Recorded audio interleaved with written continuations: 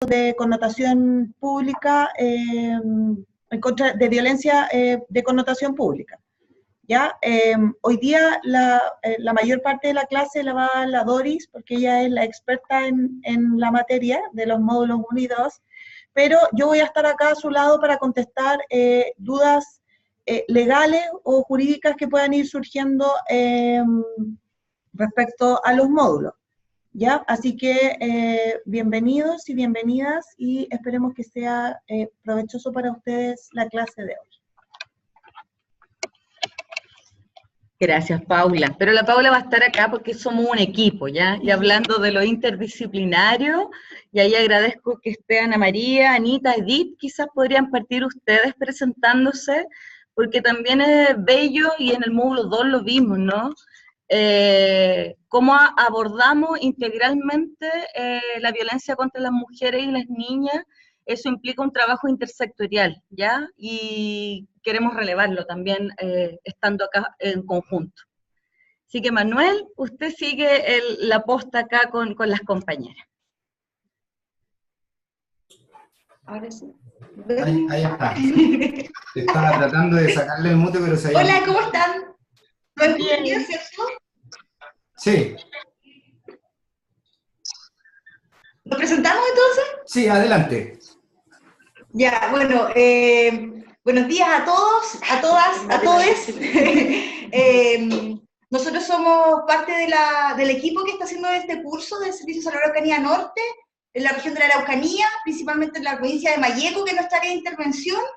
Hoy día habemos 3 de las 4 personas, porque hay una que está en Santiago, que es Mónica Peñagrillo, y somos de distintas áreas de trabajo acá del servicio. Mi nombre es Ana María González, yo soy de profesión periodista y trabajo en el área de participación social del Servicio de Salud hace alrededor de un poquito más de 2 años.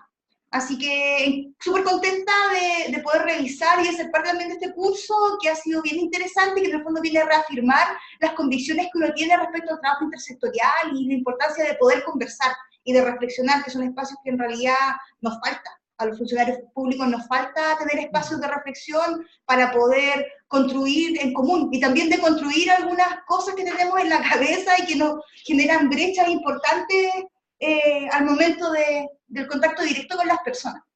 Así que eso, dejo a Edith. Hola, mi nombre es Edith Marioli, bueno, soy de profesión psicóloga, también pertenezco al Servicio de Salud Araucanía Norte, me desempeño en la actualidad en el Departamento de Calidad de Vida, y además ahora estoy tomando un nuevo desafío que es el tema de los cuidados infantiles, lo cual es muy bueno porque lo comentábamos antes de comenzar, que en realidad está tan en boga el tema de que es género y muchas veces es como un caballito de batalla para algunos sectores, ¿cierto? Y un poco populista sumarse al tema de que es género desde lo superficial, creo yo, no hacer un análisis tan profundo, y mi postura es que en realidad debiera partir esto desde la infancia, desde la primera infancia, ya empezar a hablar de equidad de género, para que sea algo ya internalizado en nuestros niños y que esto después no sea tema cuando ya sean adultos. Así que me parece una muy buena oportunidad de poder abordarlo, y más aún nosotras en nuestra calidad de funcionarias públicas. Así que eso. Muchas gracias, Edith. Hola, buenos días, continúo. Mi nombre es Bernarda González, también trabajo en el Servicio de Salud Araucanía Norte, de profesión enfermera, trabajo en el área específicamente en el Departamento de Atención Primaria de Salud. Nosotros hacemos todo lo que tiene que ver con la asesoría a los establecimientos de atención primaria de salud de nuestra red Malleco. Y estoy contenta de poder participar de este curso, como ya han expuesto mis compañeras acá, es un tema que hay que relevar, que tenemos que adquirir herramientas cuando estas no las poseemos, entonces es bueno capacitarse, informarse y poder entregar una asesoría a las personas que están en la red, las que tienen atención directa con los pacientes, con las personas. Eso, gracias. Hoy, perdón, cortito, pero Ana María, Anita o Edith, ¿tienen alguna consulta, reflexión o comentario respecto al módulo 1, módulo 2, que quisieran poner ahora en discusión? Porque la idea es que conversemos, ¿ya? Y me gustaría mucho escuchar a Ana María, Anita, Edith, y también a Carolina, Ignacio, Constanza, Ale, Alexis, Camila, etcétera, pero para que también nos puedan compartir eso, si quieren ahora o después, no hay ningún problema. Para que vayan pensando dudas, algo que quizás no entendieron, o les gustaría otro enfoque, etcétera.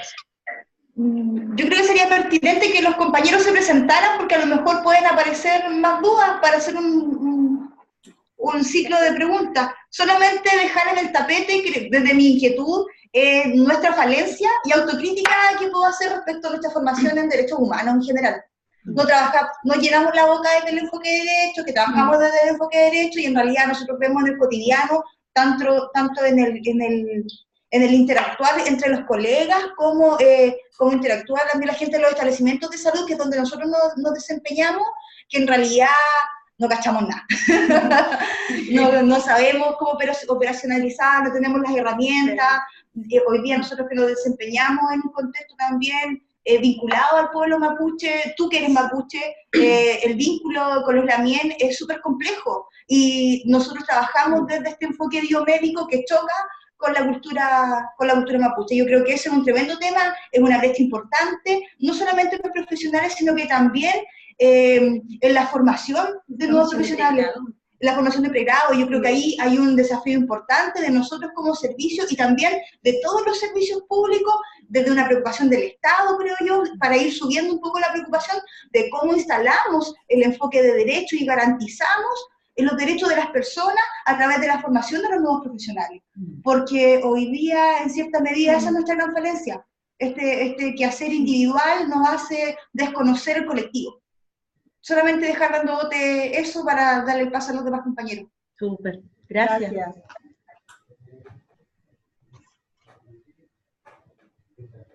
Muchas gracias. ¿Alguien quiere seguir con la presentación? Háganme seña en la cámara o levanten la mano. Carolina me está diciendo. Carolina, ¿tienes audio?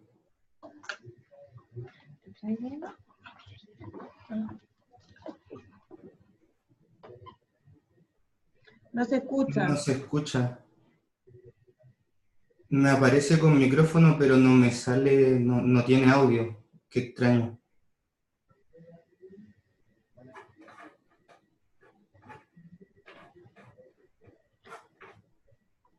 Por chat, súper bien, Carolina, te pedimos disculpas, pero también se pueden incorporar por chat. Esa es la idea, ¿ya? De aprovechar la tecnología. Y mientras tanto, Manuel, pasar por Camila, Francisca, o quien tenga audio.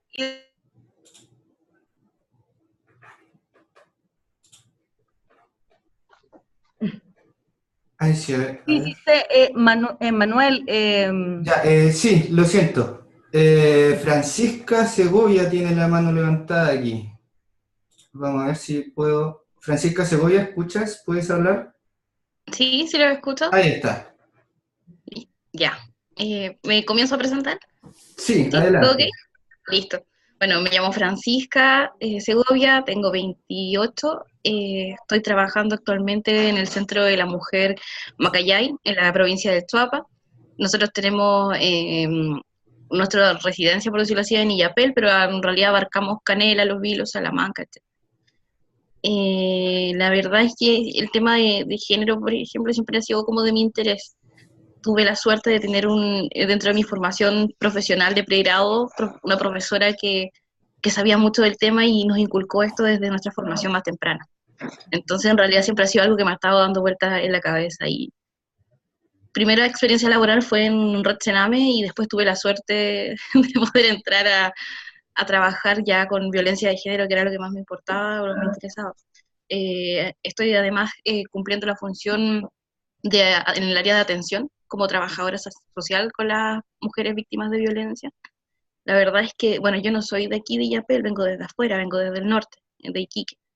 Me he encontrado con una realidad, y yo creo que alrededor de todo Chile las realidades son muy diferentes, si bien siempre hay una como preponderancia machista, pero en todas las, como territorio, sobre todo cuando hay lugares muy rurales, el tema de la violencia y el machismo se da más fuerte, o por lo menos es menos visible, o menos, hay más dificultad para trabajarlo, para acceder a él. Me he encontrado en situaciones en la actualidad donde, claro, no Y es como difícil trabajarlo por un tema de ruralidad, de lejanía, de a veces de desinformación por parte de la población. Que, bueno, eso a grandes rasgos podrías contarles de mí. Soy trabajadora social de profesión, estudié en la Universidad de Tarapacá, y no sé qué va a contar. Francisca, colega, compañera de allá del Servicio Nacional de la Mujer y la Equidad de Género, preguntarte si tienes alguna duda, algún comentario respecto al módulo 1, módulo 2, que tenga que ver con tu quehacer y con la territorialización propiamente tal de este enfoque, ¿no? Porque suena muy lindo, por ahí Sí. lo decía súper bien Ana María, suena muy bonito hablar del enfoque de derechos humanos, el enfoque de interseccionalidad, de interculturalidad, de género no binario, pero a la hora de la praxis, ¿no? También veo por ahí a Ignacio, ¿no? Con toda su vestimenta de médico, y acá hay trabajadoras sociales, hay periodistas, hay abogadas, hay un ingeniero, ¿no? Que nos está ayudando a vernos, a encontrarnos, a reflexionar en conjunto, y creo que eso es sumamente relevante cuando queremos trabajar en esto, porque si no nos quedamos bien solos o solas en Illapel, en Claro. Santiago, en la oficina, en el box, no sé si me entienden, ¿no? Sí. Yo creo que eso es lo rico, que tenemos que aprovechar esta horita que nos va quedando, así que les invito a estar pensando ya en qué dudas tienen, en qué reflexiones tienen en conjunto respecto a los modelos que aplicamos para abordar la violencia, cómo la entendemos, que no es menor, cómo desmitificamos, que también es un tema que la tenemos marcado a piel, ¿no? En el norte hay mitos distintos que en el sur, y la ruralidad, hablaron de lejanía, desinformación, ignorancia, deconstrucción, han ido apareciendo un montón de palabras, ¿no? Que no son solo palabras, ¿ya? Que son hechos, que son discursos, que son maneras en que nos han obligado a aprender también, que tiene que ver con la socialización de género, ¿no? Así que eso, quería como conversar, escucharles más también, ¿no? Igual Gracias. tenemos un PowerPoint que podamos presentar en la medida de que aparezcan preguntas al respecto, ¿ya? Gracias por la presentación, Francisca. Va quedando, porque veo que nadie levantó la mano para presentarse. Ignacio Flores, ¿te quieres presentar? Sí, te tengo el audio ya. Puedes... ¿Aló? ¿Se escucha? Ahí está, perfecto. Te escuchamos bien.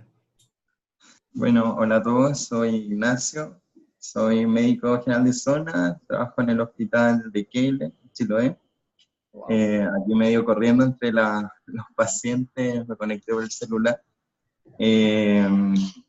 Bueno, yo llegué al curso porque soy encargado del programa de salud mental de acá del hospital.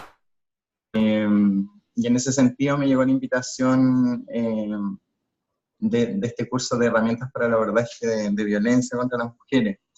Y bueno, llegó justo en un momento en que estábamos acá conversando el tema de generar flujogramas o formas de actuar frente a algún tipo de violencia que se detecte por cualquier funcionario, es decir, en el fondo, cómo trabajar desde nosotros, que es un hospital de baja complejidad, un hospital comunitario. Nosotros acá somos la APS y un poco la atención secundaria, el link hacia la especialidad en Castro.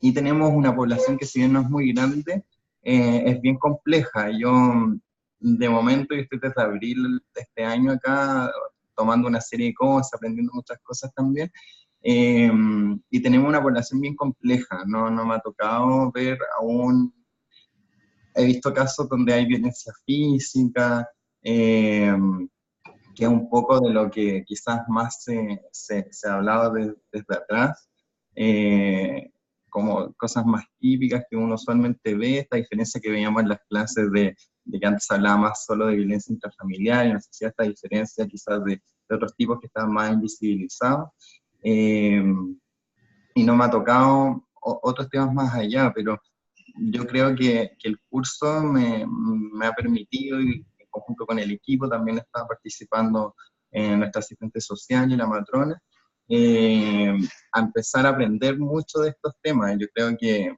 dudas, hay muchas, todo lo que he ido revisando hasta esta parte ha sido mucho aprendizaje, muchos temas que realmente uno, cuando empieza a hacer como la mirada hacia atrás de la formación de uno mismo, ya sea en la escuela, en la familia, es efectivamente de una hegemonía del género masculino, y muchas cosas que uno creía muy, que eran parte del cotidiano, de algo muy natural, efectivamente significa discriminación, diferencia de género, así que en realidad estaba tratando de aprovechar al máximo para aprender y empezar a ocupar, o sea, poder aplicar todas estas cosas que el curso nos enseña. Así que eso, le dejo la palabra a otro. Gracias, Ignacio. Gracias. Voy a continuar con la presentación de Carolina. Dice, hola a todos, Carolina Kaman. Soy psicóloga de profesión y actualmente me desempeño como encargada regional de prevención en violencia contra la mujer, CERNAMEC, en Punta Arenas. Eso es correcto, ¿cierto? Sí, me asintió. Veo que Alexis levantó la manito hace un momento para presentarse. Alexis, veamos si tienes audio. Ahí está, perfecto, te escuchamos bien. Gracias. Creo que, Alexis, ¿te puedes acercar el micrófono a la boca? Un poco más cerca, a ver. No, se te escucha bajísimo. A ver, aló. Ahí sí se entiende. Ya. Me llamo Alexis Astudillo, soy matrón trabajo en el hospital de Yayay, que pertenece al Servicio de Salud Aconcagua en la región de Valparaíso. Llevo 10 años de ejercicio de la profesión, principalmente en urgencia ginecobstétrica, y como acá en Yayay somos un hospital de baja complejidad, también los matrones estamos a cargo de la categorización de los pacientes de la urgencia general. Por lo tanto, vemos en primera instancia a hombres, mujeres, niños, ancianos, ancianas. Y a lo largo de todo el tiempo que he trabajado, he tenido contacto con muchas personas que llegan a la urgencia víctimas de maltrato físico de parte de sus parejas. En algunas ocasiones no son lesiones graves, ¿ya? Y como la urgencia le da prioridad a las personas que tienen lesiones de gravedad por sobre las que no las tienen, en algunas ocasiones les manifiestan abiertamente haber sido víctimas de violencia por parte de sus parejas. Les pedimos que esperen un momento. A veces hay mujeres que han esperado 10 minutos o 15 minutos que las atiendan, se van. Hay algo ahí en esos 10 minutos que hace que ellas desistan de constatar lesiones, de poner la denuncia, y me parece que eso es algo que lo que nosotros al avanzar.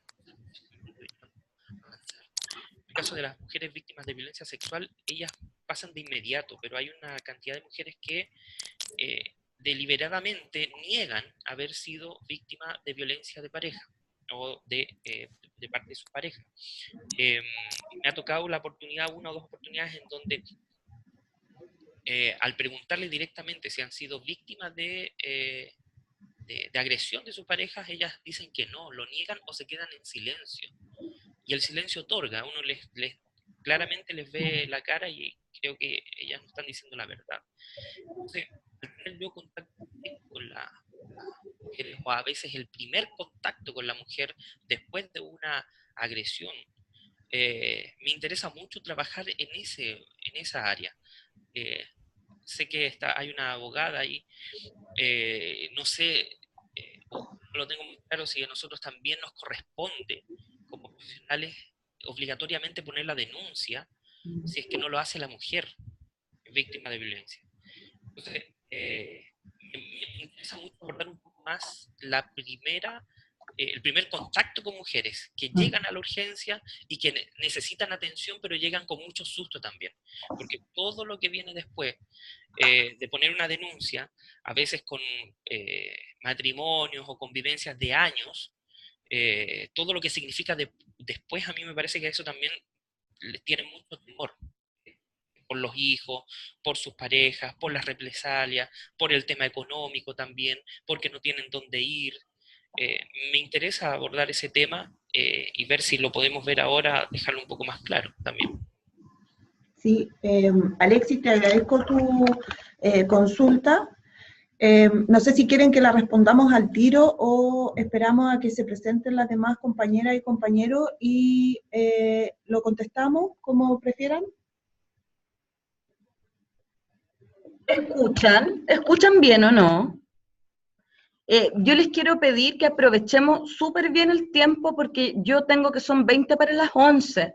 Entonces quizás sería bueno ver este tema porque es fundamental. Sé que tenemos el módulo 3 y el módulo 4, que es de lo legal y de la atención propiamente tal.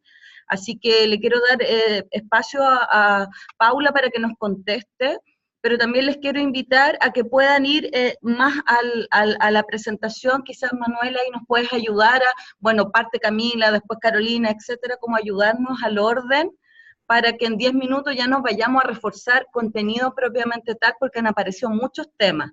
Y la invitación también es que nos sirva este espacio como para quedar más claros y claras en qué hacer, ¿no?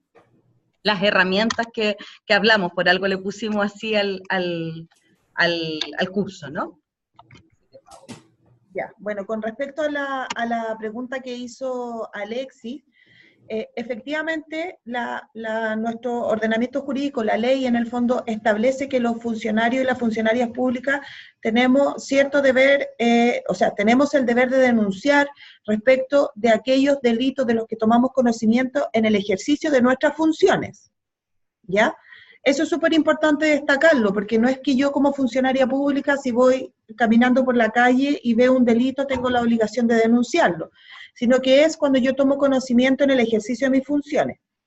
Esto le afecta mucho tanto al sector educación como al sector salud, ¿ya? Cuando hablamos de niños y niñas, ¿no es cierto?, que develan situaciones de maltrato en los establecimientos educacionales, pero también se da mucho en el sector salud, cuando llegan personas que evidentemente han sido víctimas de algún tipo de delito, así como existe la obligación de denunciar inmediatamente cuando una persona llega herida por una herida de bala, por ejemplo, hay que llamar a carabinero o buscar al carabinero que esté de turno en el hospital, etc. Respecto de lo que es la violencia intrafamiliar y la violencia en contexto de pareja, cualquier persona puede hacer la denuncia, ¿ya? El tema es que la denuncia siempre debe ser ratificada por la víctima directa. Cuando hablamos de la denuncia, de la obligación de denunciar que tienen los funcionarios y las funcionarias públicas, la ley establece claramente que respecto de los recintos hospitalarios, las clínicas, los consultorios, los CEFAM, los COSAM, todo lo que sea salud, quien tiene la obligación de hacer la denuncia es el director o directora del establecimiento de salud, no el profesional que atendió a la persona que llegó herida, o que evidentemente está siendo agredida por su pareja, porque tenemos súper claro que si a mí me golpean en la calle una persona que yo no conozco y a mí me preguntan en el consultorio o en el SAPU o al servicio de salud donde yo haya llegado quién me agredió, yo no voy a tener inconveniente en decirlo. Fue en la calle, fue una persona que yo no conozco, etcétera. Pero cuando me agrede una persona cercana a la persona que yo quiero, mi pareja, mi compañero o mi compañera, etcétera, es mucho más difícil que yo pueda decir y pueda develar esa situación a buena y a primera, ¿no es cierto? Ahora, si tú como matrón evidencias o ves o presencias una agresión hacia una mujer o hacia una persona cualquiera, porque los adultos mayores también muchas veces sufren agresiones por parte de sus hijos e hijas o sus cuidadores o cuidadoras.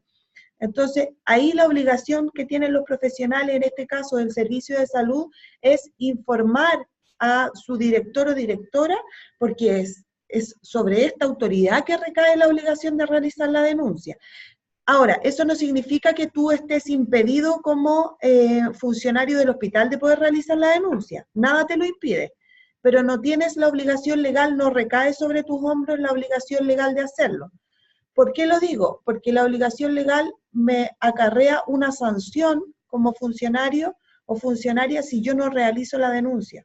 O sea, en este caso, el director o directora del servicio de salud en el que tú trabajas toma conocimiento porque tú le informas y le dices, mire, y acaba de llegar una señora que viene con un, no sé, la nariz quebrada, con un ojo morado, con los brazos morados, como que la hubiesen zamarreado. Y ella señala que es su pareja quien la agredió. Y la pareja está esperando afuera, y la señora se niega a hacer la denuncia, el director del hospital o la directora, quien sea el encargado, tiene la obligación de hacer la denuncia.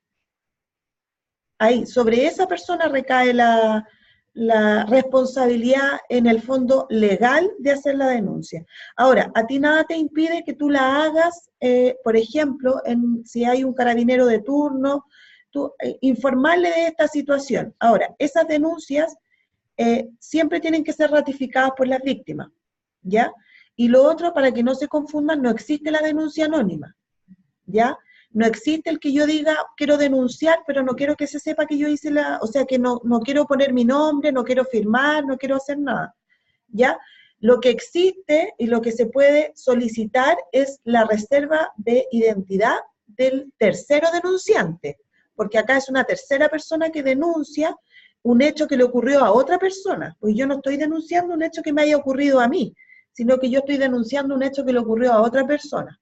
Entonces yo puedo pedir que se reserve mi identidad, es decir, que la otra persona no sepa que yo hice la denuncia, pero no es que vaya a ser anónima. Siempre uno cuando hace una denuncia tiene que firmar, tiene que entregar su carnet de identidad, etc. ¿Ya? Pero eso con respecto a las denuncias, y este es un tema que sale mucho y que se aborda mucho y que tratamos de sensibilizar. Yo también trabajé en la red Sename 5 años, entonces ahí con el sector educación y con el sector salud tratábamos mucho de entrar a sensibilizar con respecto al tema de la denuncia, pero porque era más complejo cuando hablamos de niños, niñas y adolescentes, ¿no es cierto? Ahora, con respecto de mujeres creo yo que es mucho más difícil porque necesitamos la ratificación de la víctima para poder seguir adelante con un proceso judicial. Cuando hablamos de niños, niñas y adolescentes, yo no requiero la ratificación del niño o niña, basta con que yo haga la denuncia nomás como profesional. Entonces es aún más compleja la situación, porque además nos exponemos como profesionales más cuando trabajamos en el pueblo chico, en la ciudad pequeña, donde todo el mundo se conoce, donde todo el mundo sabe que, claro, tú eres la funcionaria o el funcionario del hospital, pero yo sé dónde tú vives, porque vivimos cerca, entonces existe un temor fundado, porque es un temor fundado hacer la denuncia, porque si aquí en Santiago, probablemente si yo voy y hago la denuncia, la señora o el señor al que yo denuncié no tiene idea dónde yo vivo. Pero en las ciudades pequeñas sí pasa estas situaciones. Entonces existe un temor respecto a realizar la denuncia y es un temor fundado y sumamente comprensible, ¿ya? Y es por eso que la obligación en el fondo recae sobre la jerarquía más alta del recinto de salud, ¿ya? No porque no nos importe lo que a él le pase, o a ella, sino que también el ejercer un cargo directivo acarrea un montón de responsabilidades. Entonces la persona que asume un cargo directivo toma conocimiento y no es una sorpresa después que le digan usted es responsable de realizar estas acciones, sino que al momento de asumir el cargo, yo asumo todas estas responsabilidades que acarrean el cargo. ¿Ya? Espero haber aclarado las dudas, si surgen más dudas me avisan, ¿ya? Para poder continuar. Hay otra cosa súper interesante que dijo Carolina, ¿no? Cómo trabajamos, por ejemplo, en la primera acogida. Porque una cosa es la denuncia, ¿ya? Que es un hecho, ¿no? Que tiene que ver con lo jurídico legal, etcétera. y es una parte del sistema. Hay personas que no van a querer hacer la denuncia. Como vimos en el módulo 1 y el módulo 2, hay una serie de mitos, ¿no? Y de socializaciones de género que nos van mostrando en cifras, ¿no? Que es lo que hicimos en el módulo 2, que las mujeres, la mitad de las mujeres se demoran aproximadamente 7 años en denunciar, ¿ya? O 3 años, 4 años, etcétera, y no tiene que ver con que seamos tontas, sino que somos hijas del patriarcado, ¿no? Y este patriarcado nos ha enseñado el silencio, nos ha enseñado el amor romántico, ¿ya? Yo quiero que tratemos de aprovechar, porque queda muy poquito tiempo y me falta gente que ni siquiera se ha podido presentar, así que le pido a Manuel que nos ayude con eso. Amor romántico, que es un amor que nos hace daño, ¿no? El tema de los celos, el tema de esta mitología respecto a la pareja, etcétera, etcétera, la media naranja, ¿no? Un montón de cosas que yo sé que tienen una expresión concreta en el norte, en el sur, en la ciudad grande, en la ciudad pequeña, etcétera, ¿ya?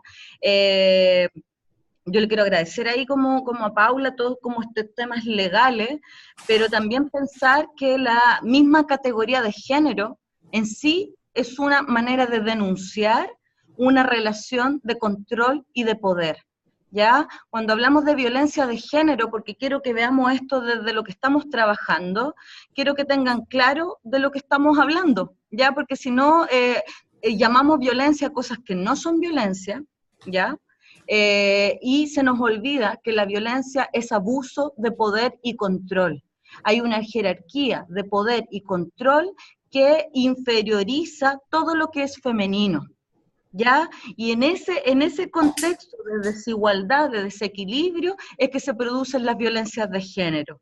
Y como vimos en el curso, la violencia de género no solamente es en contra de mujeres o niñas, sino también de cuerpos gay, de cuerpos transexuales o trans, intersex, etcétera. Todo lo que, entre comillas, no es masculino desde la hegemonía de lo masculino, ¿no es cierto? Entonces, quisiera que nos metiéramos más bien en eso y agradecer esto que hablan de la primera acogida, porque quizá efectivamente la mujer no va a querer denunciar, va a desestimar, etcétera, y eso lo vemos mucho en el módulo 4, ya piensen que falta un poquito de curso.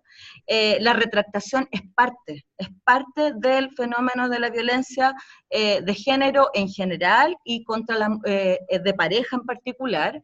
La retractación porque a veces el sistema no funciona, ¿ya? O sea, Nabila Rifo, ¿qué es lo que nos demuestra como sociedad? ¿Se acuerdan de Nabila Rifo?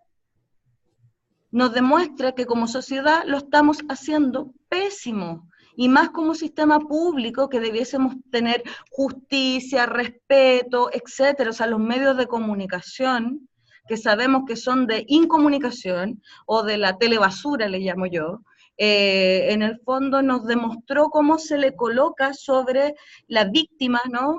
Una serie de mitologías que la hacen convertirse casi que en la victimaria, ¿ya? El caso de La Manada, ahora en España, ¿no? ¿Qué nos demuestra? Que estamos llenos de mitos y prejuicios. Entonces mi invitación, porque por ejemplo yo personalmente quizás nunca voy a denunciar, voy a ver otras maneras, colectividades territoriales, vida comunitaria, etcétera, y ahí la primera acogida es algo que sí es transversal, porque quizás esa mujer no quiere denunciar, pero sí va a ir a un centro de la mujer, o sí va a ir a programas de salud mental. O sea, cuando hablamos de salud mental, yo soy psicóloga, ¿no? La salud mental en Chile tiene muy poco presupuesto. La salud mental en Chile está teñida, ¿no? De etiquetas de la depresión, de las drogas, del consumo problemático de alcohol, etcétera, pero cuando uno empieza a escarbar, y aquí yo sé que todos lo sabemos, es lamentablemente, son estas verdades que todos sabemos, pero no las nombramos por su nombre, y como diría la Rosa Luxemburgo, ¿no? El primer acto revolucionario es nombrar las cosas por su nombre, es decir, las cosas por su nombre. Bueno, detrás de tantas depresiones de mujeres hay violencia de pareja, ¿ya? Y detrás del alcohol, de las drogas, de este descontrol de impulso, etcétera, también sabemos que la mayoría de esos hombres que violentan, y también de mujeres, porque también ahí tenemos que poner todos estos temas de la violencia sobre el tapete, tiene que ver con el patriarcado, tiene que ver con la socialización de género, y yo creo que ahí es importante esto que estamos haciendo, de que haya una compañera en Punta Arenas de prevención de la violencia, que haya una compañera periodista que vea como otras maneras de entender lo que no le hemos sabido poner nombre. O sea, nosotros todavía encontramos en capacitaciones, en conversatorios, etcétera, el tema de que creen que las causas de la violencia son el alcohol, son el descontrol de impulso, etcétera. Y no es que esta mirada, ¿no? Esta mirada hegemónica respecto a lo inferior que debiésemos ser las mujeres, ¿ya? Así que darle las gracias ahí por las conversas, por los distintos puntos de vista, porque también eso es importante. Pero acá siempre vamos a hablar de los enfoques que vimos en el módulo 1, que es género no binario. O sea, cuando hablamos de violencia de género, hay un género que está en nuestra cabecita, ¿no? Y en nuestro corazón. Vamos a hacer un ejercicio súper cortito. Quiero que piensen en una pareja, ¿ya? En dos personas que se aman. ¿Pensaron? ¿Sí? Quiero que levante el dedito que sea o escriba por chat quién pensó en una pareja no heterosexual. Yo. Ya, acá hay uno, tengo al lado un dedito. En una pareja que fuera de distintos pueblos. Alguien, una pareja haitiana, indígena, aymara. En una pareja no joven, en una pareja de adultos mayores. Una. En una pareja en que una de las personas tuviera alguna discapacidad. ¿Ya? Podríamos seguir, pero también quiero que en este ejemplo de la pareja nos demos cuenta de la hegemonía que hay respecto a lo que entendemos por pareja. Y eso nos habla de la hegemonía que entendemos por la familia, por el pueblo, por la nación, por la política pública, etcétera, ¿ya? Y acá en violencia de género, cuando lo hablamos desde el enfoque de interseccionalidad e interculturalidad, que son temas que los vemos aquí, en estas camaritas chiquititas, ¿no? Vemos, hay gente que usa lentes, gente que no, hay gente que se supone que es un poquito más blanca que otras, que tenemos el pelo más crespo, ¿no? Esto habla de cosas, habla de historias que nos muestran lo diferente que somos. Y mi gran pregunta en este curso ha sido todo el rato, ¿en qué momento la diferencia se transforma en desigualdad? ¿Y en qué momento la desigualdad se transforma en discriminación y o en violencia? Y ahí es la traducción al enfoque de los derechos humanos. ¿Se acuerdan que cuando hablamos de derechos humanos hay dos grandes convenciones, ¿no? Que son las que nos ayudan a trabajar, que son por un lado la CEDAW, que tiene que ver con la discriminación, y como toda violencia es en sí una forma de discriminación, y cómo las discriminaciones son caldo de cultivo para las violencias. Eso es lo que nos dice la CEDAW, estoy hablando en mi traducción, ¿no? Como psicóloga educacional, no jurídicamente hablando, por así decirlo. Y por otro lado está la Belém do Pará.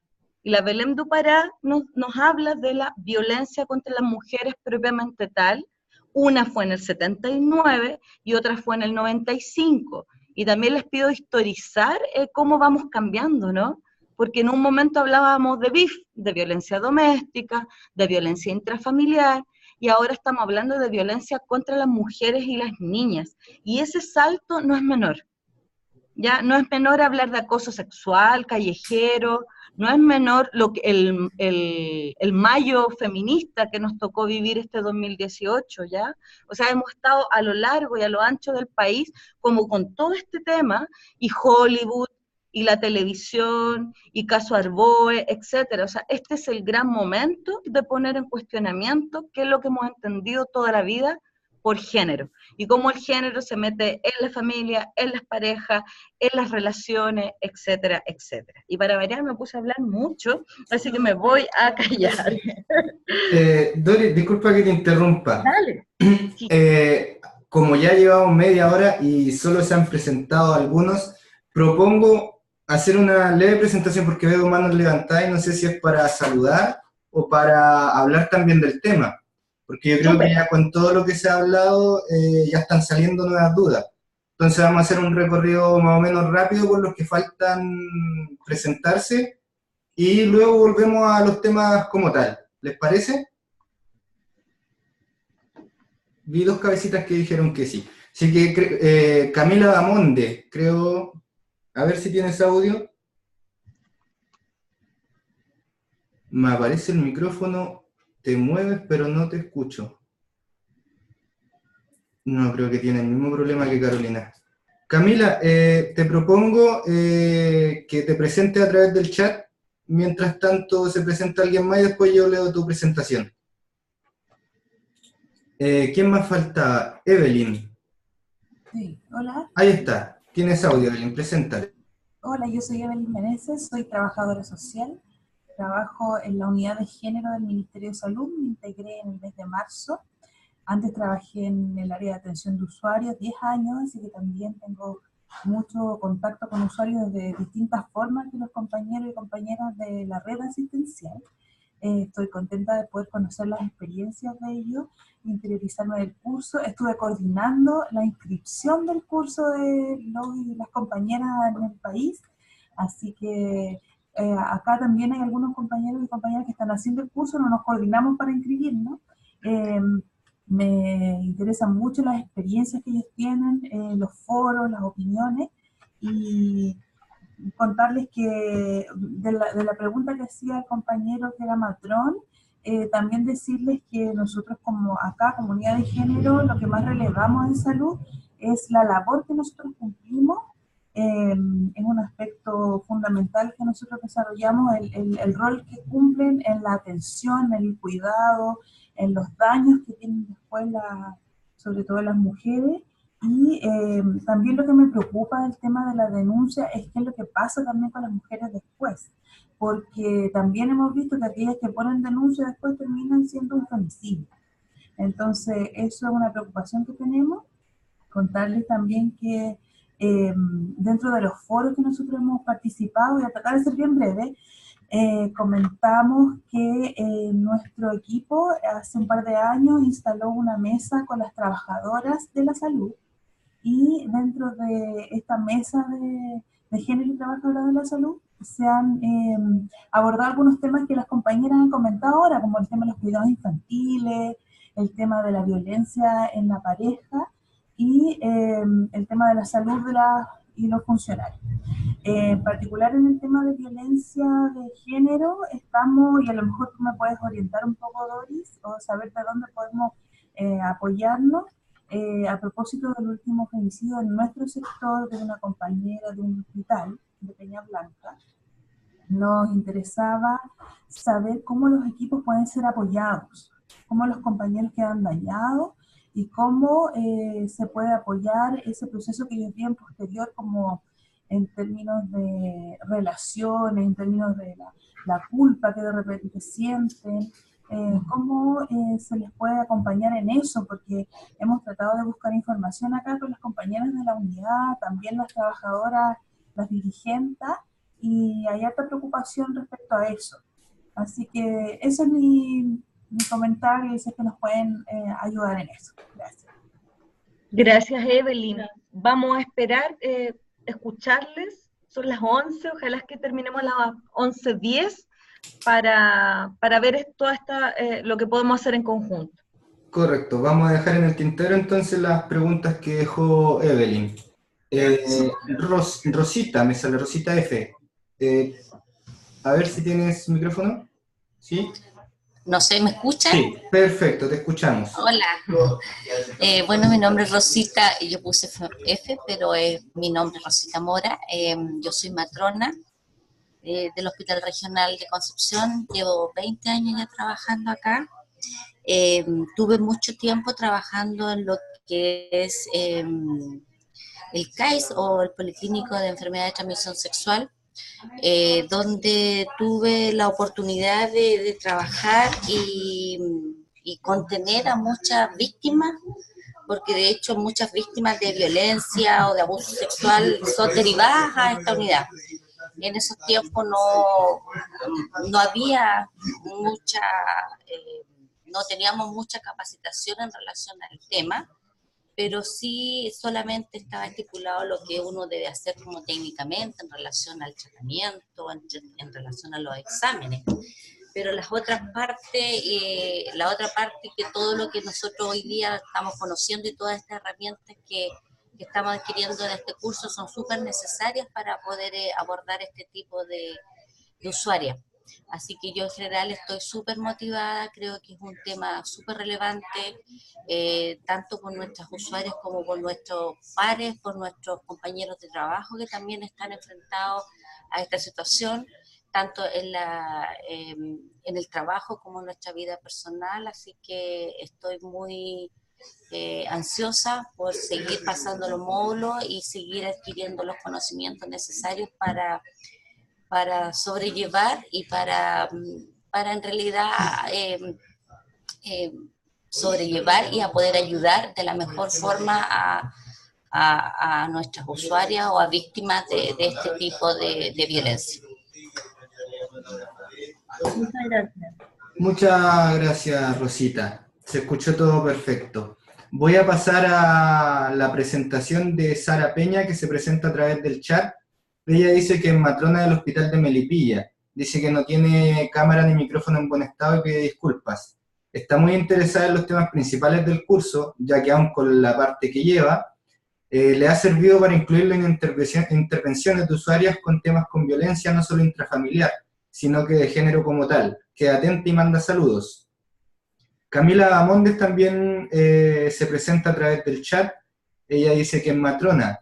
Dice referente del programa de VIH-Sida y ITS y apoyo del programa de salud sexual y reproductiva de la Dirección de Servicios de Salud de Chiloé.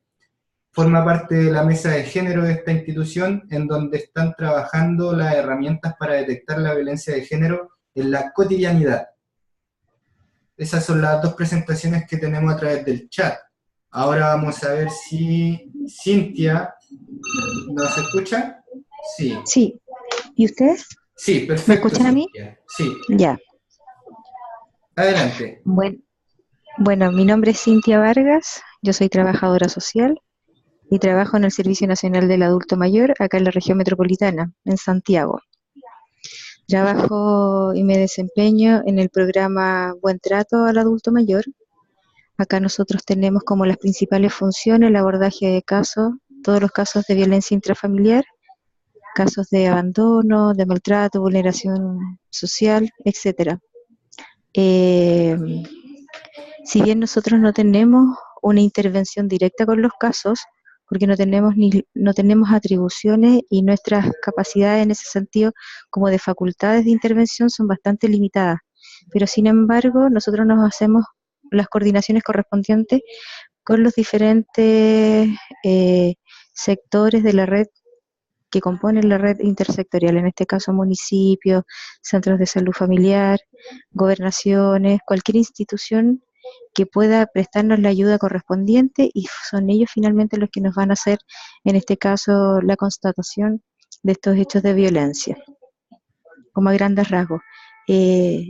Para mí ha sido como bastante interesante el curso, y ahí vuelvo a insistir, si bien nosotros no tenemos esta intervención de manera directa, pero los tipos de los modelos a cuales se están haciendo los enfoques para la intervención misma en casos de violencia contra la mujer me han parecido súper interesantes, porque cuando uno ya sale como de la universidad va perdiendo este tipo de conocimiento, ¿cierto? Y también a medida que va avanzando el tiempo se van agregando nuevos conocimientos y nuevos modelos de intervención.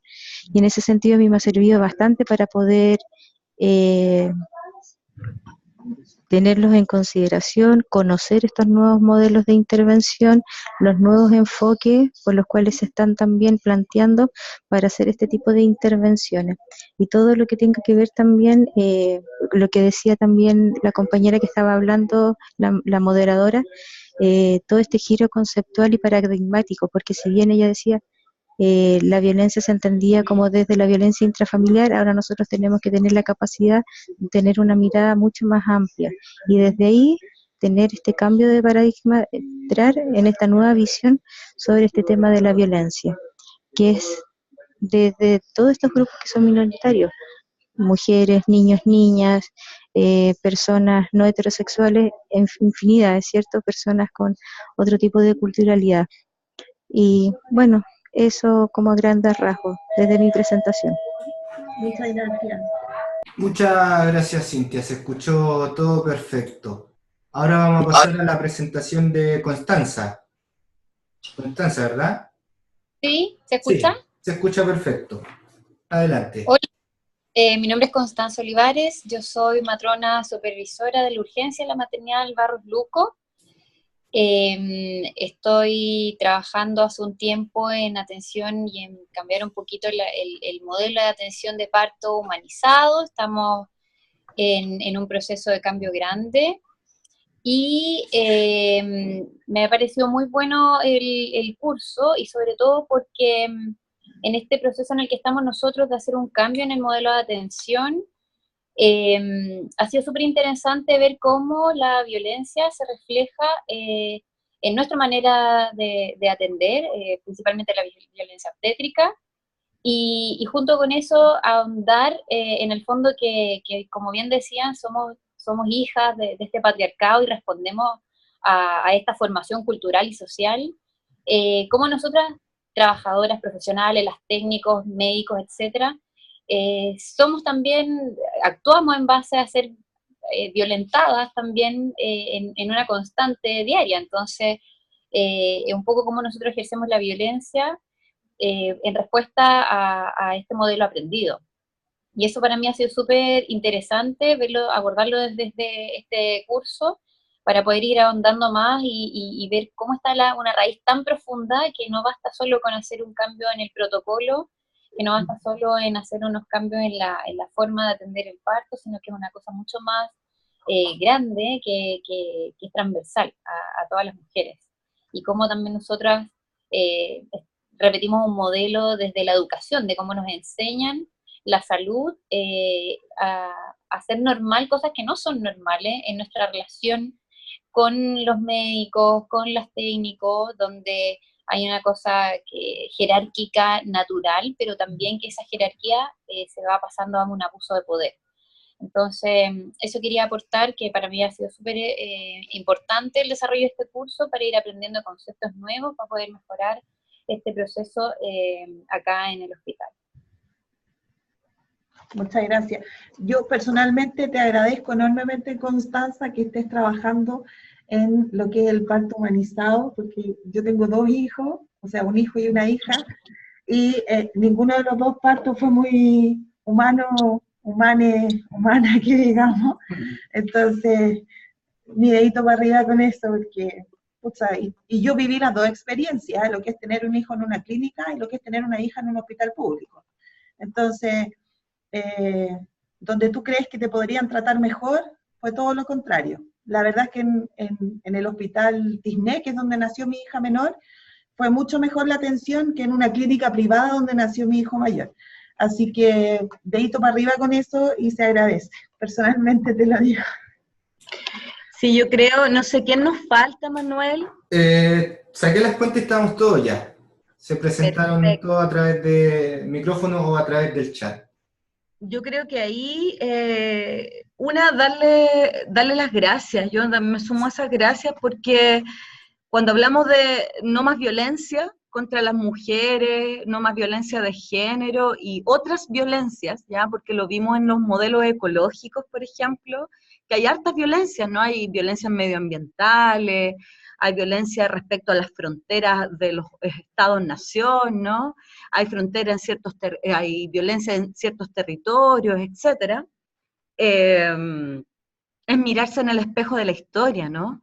Y es doloroso ver también las propias violencias que una puede ejercer, por ejemplo, a través de un cargo o a través de los espacios de poder, ¿no?, que se nos dan en espacios también tan jerarquizados como son salud, como son también obviamente las policías, como nos toca con justicia, etcétera. Entonces, agradecer el mirarse, ¿no?, esta toma de conciencia que hablamos tanto dentro de los mundos feministas, que son varios, ¿ah? No hay un solo feminismo, y también agradecer este cambio de praxis, que efectivamente, como tú lo dices, Constanza, va más allá de un protocolo, y que hoy día hemos hablado de protocolos antiacoso sexual, antiacoso y antidiscriminación, ya en las universidades, en los espacios laborales. A mí me tocó ver todas esas cifras que me han llegado hartos tomates, ¿ah? Les digo al tiro, harta gente me ha dicho, pero ¿por qué tanto número, tanto dato, tanto estudio? Y es porque necesitamos, a veces son más importantes un número, ¿no?, para hacer los presupuestos, para hacer estos informes a la DIPRES o a los ministerios, para la política pública. Entonces, como que también les quiero invitar a que esa cifra, ¿no?, que dice la ONU, que dice también nuestros ministerios, ¿no?, como que 1 de cada 3 mujeres vive o ha vivido o vivirá violencia de pareja o violencia sexual. También se nos amplía cuando hablamos efectivamente de violencia ginecobstétrica, que es doloroso reconocerlo, ¿no? Si antes el piropo era parte de la historia, antes, no sé si se acuerdan, yo me acuerdo mucho de la tele cuando mostraban el boxeo, ¿ya? Que ya en sí es bastante raro un deporte con tanto golpe, ¿no?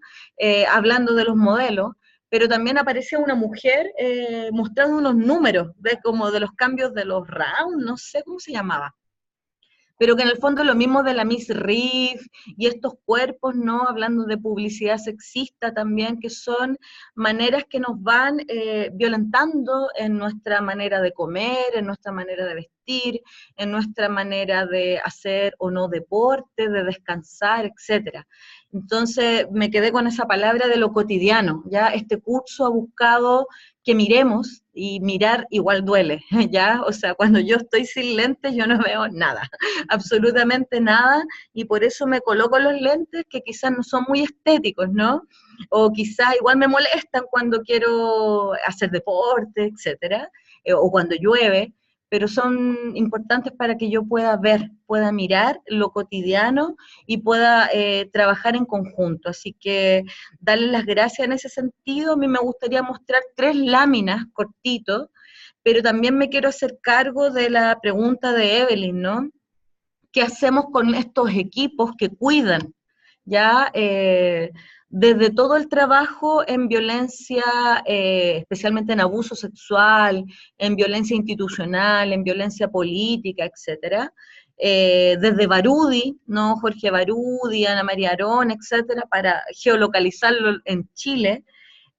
Hace rato que nos hemos puesto a pensar en, el desgaste profesional, el burnout que nos corresponde vivir, y yo sé que todas las personas que estamos acá vivimos burnout de uno u otro modo, y otra es cómo nos cuidamos, ¿ya? Cómo efectivamente hacemos praxis respecto a los cuidados de los equipos que cuidan, y ahí tenemos un pendiente infinito. O sea, cuando tú nos planteas algo tan doloroso y lamentablemente tan cotidiano como es un femicidio, sea frustrado, sea consumado, sea un caso de connotación pública, sea una violencia sexual, etcétera, un abuso sexual, una trata de personas, ¿no?, que son como las distintas manifestaciones más extremas de la violencia de género, no solamente el femicidio, sino también la trata. Cuando yo supe que había trata en Chile, fue como, perdóname, pero ¿y la esclavitud no se había pasado de moda, entre comillas?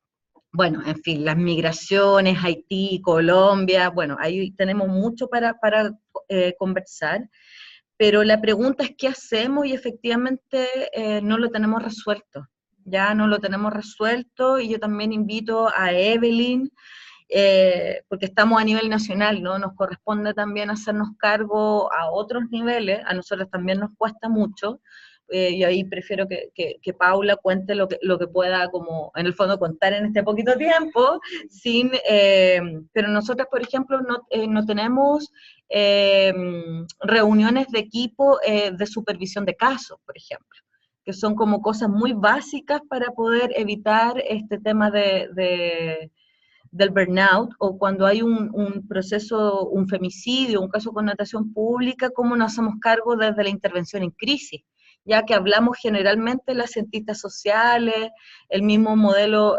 biomédico, pero nos falta, ¿ya? Nos falta mucho, y ahí yo te invito, Evelyn, que lo conversemos con las jefaturas propiamente tal, qué podemos hacer en conjunto, ¿ya? Yo creo que así como hablamos de un protocolo, quizás también tiene que haber como políticas más de cuidados de equipos que cuidan propiamente tal. Así que no sé si Paula quieres como aportar, porque está en la línea del dolor, pues yo estoy en capacitación, así que eso. No, sin llorar, lo prometo. Desde la línea de fuego, en el fondo, yo puedo contar un poco como lo que es la experiencia de nuestros equipos de trabajo. Cuando una mujer que ha sido usuaria o participante de alguno de nuestros dispositivos, y cuando llamamos dispositivos decimos centro de la mujer, casa de acogida, o centro de reparación para mujeres víctimas sobrevivientes de delitos sexuales, e incluso la casa para mujeres víctimas del delito de trata de personas.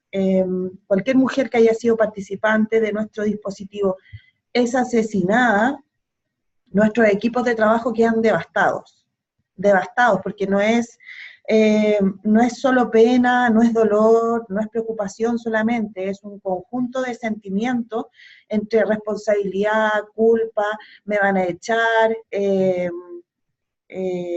no sé, son un conjunto de cosas. Lamentablemente el año pasado tuvimos una cifra bastante alta para lo que es comparación con años anteriores. De los 34 femicidios del año pasado, 7 mujeres eran participantes de nuestro dispositivo. Y eso para nosotros es una cifra sumamente alta, porque ellas debieran ingresar justamente a nuestros centros para evitar esa situación, para evitar ser víctimas de un femicidio. Y esos equipos de trabajo quedaron sumamente dañados. Y lamentablemente nuestra política pública es tan escasa, el recurso que se nos asigna, tanto para la prevención como para la atención de las mujeres víctimas de violencia, que no tenemos ningún tipo de presupuesto para un cuidado de equipo. No lo hay, no tenemos cuidado ni los niveles nacionales, ni los niveles regionales, ni los niveles locales. O sea, es muy poco la intervención que se puede realizar con ese equipo que está dañado, más allá de nosotras como nivel central poder decirle al equipo regional, háganles una visita, pero vayan a contener a este equipo, no vayan a cuestionar, no vayan a mirar con lupa cómo están haciendo el trabajo, sino que, porque ese equipo se siente sumamente dañado. O sea, nosotras lo vimos el año pasado, lamentablemente este año 3 de las mujeres que han sido asesinadas también han sido usuarias de nuestros dispositivos. Entonces, en años anteriores, durante el año, el último femicidio consumado, que fue el día de ayer, la señora venía de hacer una denuncia. Entonces, ella había hecho la denuncia por amenazas de muerte en contra de su pareja hacía 2 días. Y el sistema había funcionado. El sistema funcionó porque le acogieron la denuncia, le otorgaron medidas de protección, no medidas cautelares, para que no se confundan, que lo van a ver en el módulo 3, pero medidas de protección. Pero finalmente, lamentablemente, y lo hemos visto, cuando un hombre quiere terminar con la vida de una mujer, va a ocupar cualquier medio para poder hacerlo. Ya, así sea, porque en realidad a mí que me den una medida cautelar, yo que me defiendo con un papel casi cuando mi agresor me quiere atacar igual. Entonces, es sumamente complejo este punto. O sea, cuando un hombre de verdad quiere terminar con la vida de una mujer, va a buscar cualquier medio para poder lograr con su objetivo. ¿Ya? Y en este caso, la señora María Bernarda, que es la mujer que murió el día de ayer, porque fue asesinada en la vía pública, tenía una denuncia y tenía una medida de protección, pero iba caminando por la calle y su agresor la atacó igual. Entonces, y esa señora que venía de hacer una denuncia, ella específicamente nunca había participado de un centro, pero sí la señora que murió anteriormente, y sí otras dos que murieron hace meses atrás, habían sido usuarias de nuestros centros, y los centros de verdad, los funcionarios y funcionarias quedan sumamente dañados, porque además sienten que desde la otra mirada, desde más arriba, se les cuestiona en su trabajo, o sea, ¿por qué la mataron si ella estaba en un centro? Lamentablemente, las cosas, aquí el único culpable, que es lo que nosotros tratamos de transmitir también a nuestras superioras jerárquicas, es que cuando ocurren estas cosas, el único responsable o la única responsable es quien ejecuta el delito. No podemos culpabilizar a la víctima, no vamos a culpabilizar a su familia, no vamos a culpabilizar al sistema. Aquí el que mató es el único responsable, y eso es algo que tenemos que tener siempre súper claro. Evelyn había preguntado también con respecto a qué pasa con las mujeres después de la denuncia. Yo no sé si tú, Evelyn, querías saber qué pasa con la mujer cuando un tercero hace la denuncia o cuando la mujer hace la denuncia. No, era la preocupación de que cuando denuncian, después ocurre lo que del caso que tú estás comentando. Cuando hizo la denuncia, y igual después ocurre. Te escucho súper bajito, Evelyn. Si puedes hablarme un poco más fuerte. Te escribo por el chat.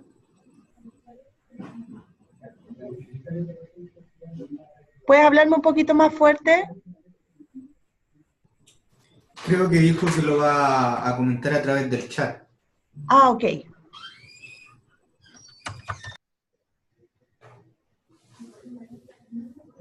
Nos van quedando 5 minutos, se abrieron un montón de temas, ¿no? Pero les quiero recordar el modelo ecológico. ¿Ya se acuerdan que, no sé si los alcanzo a mostrar mientras escribe Evelyn esta última pregunta, porque ya van quedando 4 minutitos. Manuel, si me recuerdas cómo compartir la imagen, te agradecería mucho. En la parte de abajo del programa dice Share Screen o compartir imagen. Perfecto. Lo teníamos. Y si Evelyn nos escribe la pregunta, tú puedes leerla nomás, no te preocupes. Perfecto, dice Evelyn, dice, en realidad la preocupación era que aquellas mujeres que denuncian... Uy, se me corrió el chat. Dice, en realidad la preocupación era que aquellas mujeres que denuncian después se produce el femicidio, como el caso que tú acabas de comentar de la mujer que murió ayer. A ver, efectivamente, nosotras como servicio también hemos cambiado un poco la mirada, porque yo trabajo acá en BCM, en el Servicio Nacional de la Mujer, hace 4 años. También trabajé en un centro de la mujer, 2 años, y antes trabajaba en la red Sename, pero antes de llegar acá trabajé en un centro de la mujer, y en el fondo la mirada que nosotras teníamos en un comienzo era denunciar, denunciar, denunciar, denunciar, cueste lo que cueste.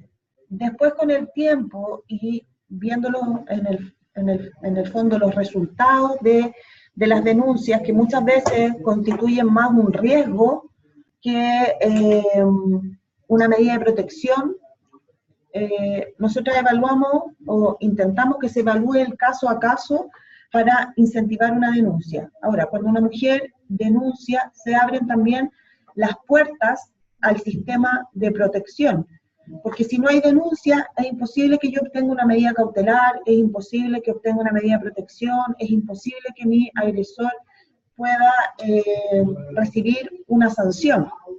Entonces, si bien constituyen en cierto modo un riesgo, no es menos riesgoso que no hacer la denuncia. O sea, este imputado ni siquiera estaba notificado de que ella había hecho una denuncia, por lo tanto él no sabía que ella había denunciado. Lamentablemente él estaba decidido a matarla, él ya la había amenazado con que la iba a matar y ella hizo la denuncia y efectivamente él cumplió con su amenaza, pero él no tenía idea que ella lo había denunciado. Entonces, porque además esta denuncia pasó al Tribunal de Familia y el Tribunal de Familia las iba a citar a audiencia para este día viernes. Entonces, este sujeto ni siquiera estaba en conocimiento de que ella lo había denunciado. Entonces, si bien la denuncia propiamente tal no es lo que constituye el riesgo, sino que el riesgo lo constituye cuando a él es notificado de que fue denunciado. Y ahí es donde tenemos que adoptar las medidas de protección en favor de la mujer, y la autoprotección, y utilizar las redes de protección que uno tiene. O sea, si yo sé que a él lo van a ir a notificar de aquí a 3 días, yo esos 3 días me tengo que cuidar, tengo que estar preocupada de andar con mis redes familiares, de amistades, no sé, utilizar la autoprotección también. Entonces, claro, ella lo tomó a lo mejor esta amenaza como algo, sí, le dio miedo porque efectivamente lo fue a denunciar, pero a lo mejor ella nunca se le pasó por la mente que él efectivamente iba a terminar con su vida.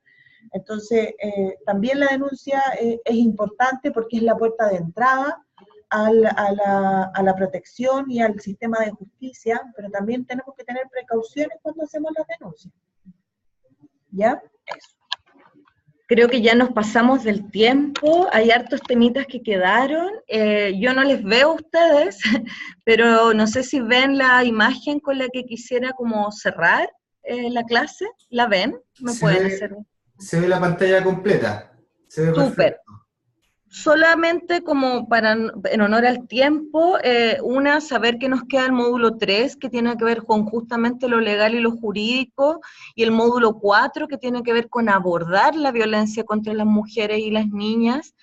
Y estamos hablando de varios conceptos que creo que es interesante recordar.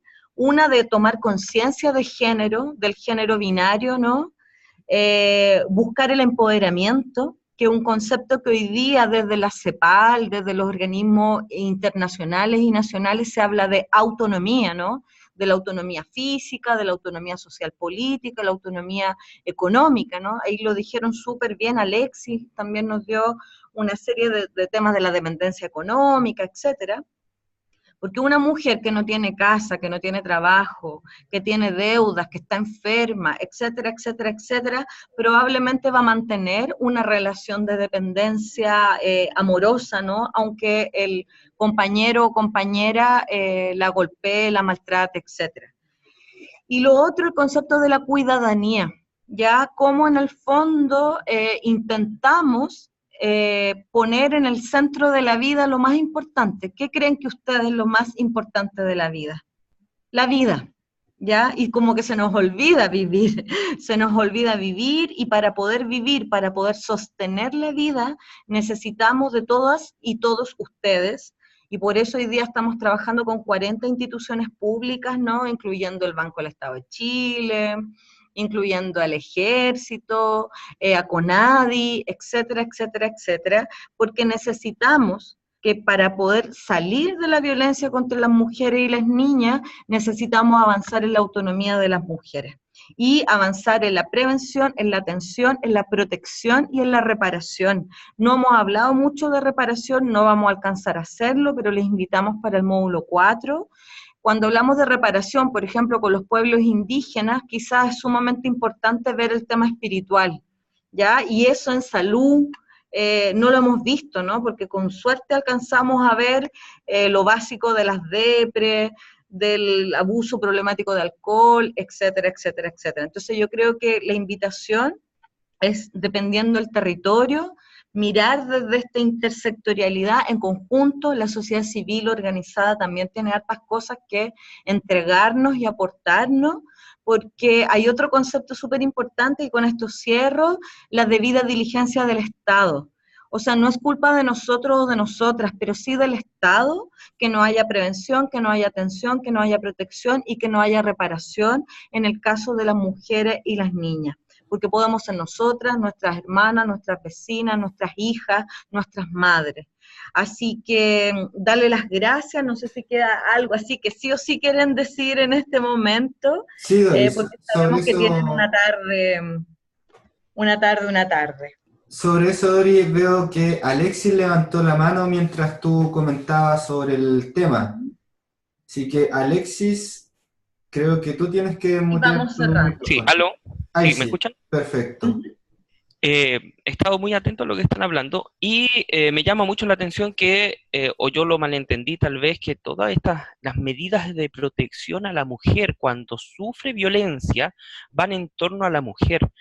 Pero yo quiero saber si es que el Estado o alguna organización se encarga de los hombres, no la justicia que se encargue de los hombres, sino que alguna asociación, porque cuando alguien es alcohólico existe la sociedad de alcohólicos anónimos, pero yo nunca he escuchado que existe la sociedad de agresores o que estén dientes a eliminar la agresión, porque yo creo que muchos hombres que pueden ser agresores no quieren ser agresores.